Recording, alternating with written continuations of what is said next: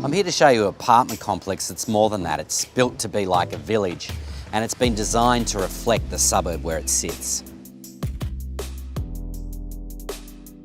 This is a really great apartment complex. What would you call it? We'll call it a village. In this building, there are actually 4 or 5 buildings that have 4 or 5 front doors. And really, we're actually trying to break up what is 192 apartments into 5 or 6 smaller buildings that all relate to a public space. And why is that important? I think people want to feel like they're living in a home, they're living in a space that has a front yard, has a backyard. At Eve, we've actually got a central courtyard that is a quiet, sort of contemplative space. And then you've actually got an interface around the outside, which is a semi-public, semi-private zone, and then a breakout space on the roof of the building as well. The building's designed to be very much of the suburb. How did that happen? Erskineville is this working cottage suburb. There's a lot of brickwork here. There are some major railway lines that actually crossed, railway viaducts. There are 4 or 5 pubs that sit on corners that have quite rounded edges. So that curvilinear architecture we were really keen to incorporate. With all this curved brick here, how does that make you feel?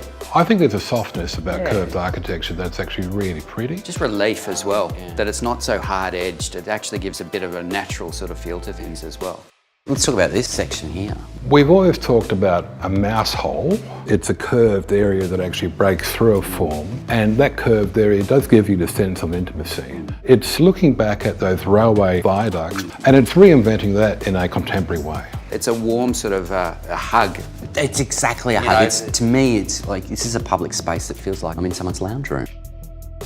Well, let's talk about the use of bricks, and you've used it in a bunch of ways. So there's a brick facing tile on the ceiling here. There's the Bowral blue that actually surrounds the stoops and the base of the building, and the La Paloma Miro, which is a beautiful sort of smooth face blonde brick, which actually sits on the corners. What do you think the brick adds to the building?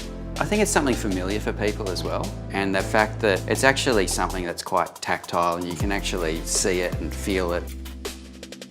Let's talk about the apartments that face the street. What we've done here is that we've actually lifted the actual ground floor apartments up about 1.5 meters, and we've created spaces that can link back to the street. And it's that kind of social space that's not in the apartment, it's not outside the apartment, but it's kind of in between. And I suppose not being afraid of actually facing the street, making sure that there's that opportunity to actually sit on the steps, and it gives you opportunity for your next door neighbour to come out and have a chat as well. And that's that social connection that we as architects are always really trying to achieve, where people can actually meet their neighbour, meet the person upstairs, meet the family downstairs, and actually socialise.